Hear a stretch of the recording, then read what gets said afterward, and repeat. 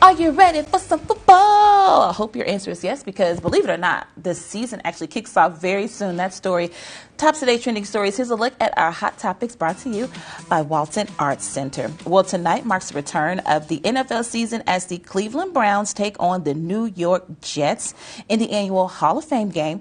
The preseason opener will be played just days before the 2023 Pro Bowl Hall of Fame class is enshrined. And you can watch tonight's game at 7 p.m. right here on KNWA. Sean, do you have a NFL team that you root for? Yeah, I'm from Chicago, so it's always the Bears. Yes! Yes! Same. That's right. Bear down. Bear that's right. down. Bear down. Okay, so Sean, I don't know if you've heard about this story, but it is one that is trending on social media. A short video shot in a zoo in China has ignited a global debate. There's the bears kind of standing up right there. Well, people are wondering, is this bear real, or is this a person in a bear suit? So this is a sun bear. Her name is Angela. Just standing, upright, and just many people are just kind of like, this looks so bizarre because it looks like it potentially could be somebody inside a bear suit, but zoo officials say that it is in fact a bear, and experts say that some bears may look like humans when they stand, but they actually have natural behavior of standing on their hind feet. So it's just kind of like, we're all like, oh my gosh, this bear's standing up. The bear's kind of like, what? I just do this every day. They're called sun bears because of the bright golden patch on their chest. But first glance at that, Sean, what would you think? Would you think that's a real bear or somebody in a bear suit? At that angle, it looks like somebody in a bear suit, but the other angles, it's like, yeah, it's definitely a bear. Yes, when the bear sits down, you're like, okay, yeah, gotcha. But that one there, that's a bear. Yes.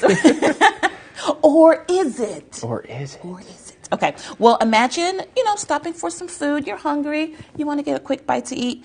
Imagine you're served your food by a royal. Well, that's just what happened in South London. Prince William surprised folks when he served burgers from a food truck to highlight the work of 3 recent Earthshot Prize winners. He served the burger to people and explained how the environmental prize that he founded aims to repair and restore the planet. So here's a breakdown kind of the burgers that he was serving up. The burger uses vegetables that could be grown in a greenhouse in a box that was built by a startup company. It was cooked using a portable stove, which uses biomass for fuel.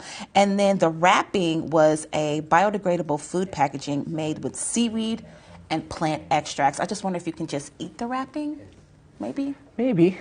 It could be possible. Yeah. Maybe. If there was a celebrity that served you food, who would you pick?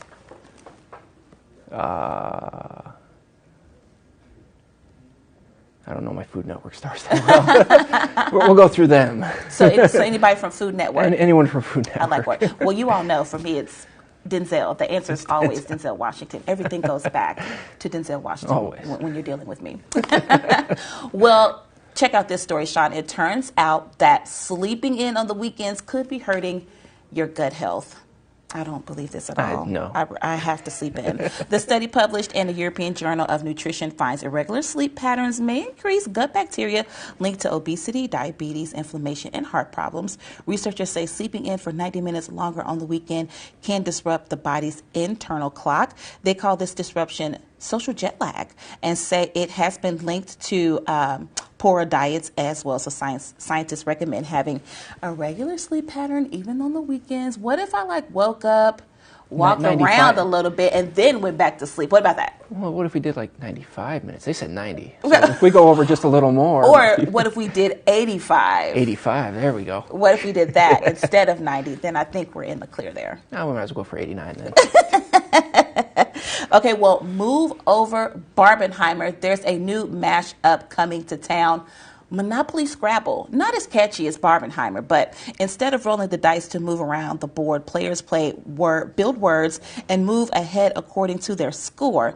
Now, if you build a word on a premium space, you claim the property. The winner is the player with the highest total of cash and property value when the last letter tile is played. Monopoly Scrabble is set to launch this fall. Sean, what do you think about this mashup? it's going to start more family wars. I feel like That's Monopoly, what Monopoly does. itself, correct.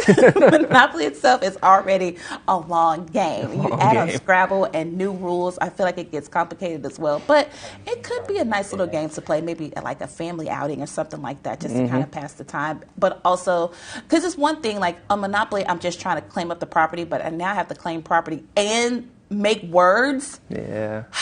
It's a little tough for you, More girl. ways to cheat a little. Oh, you think so? More ways to cheat a little.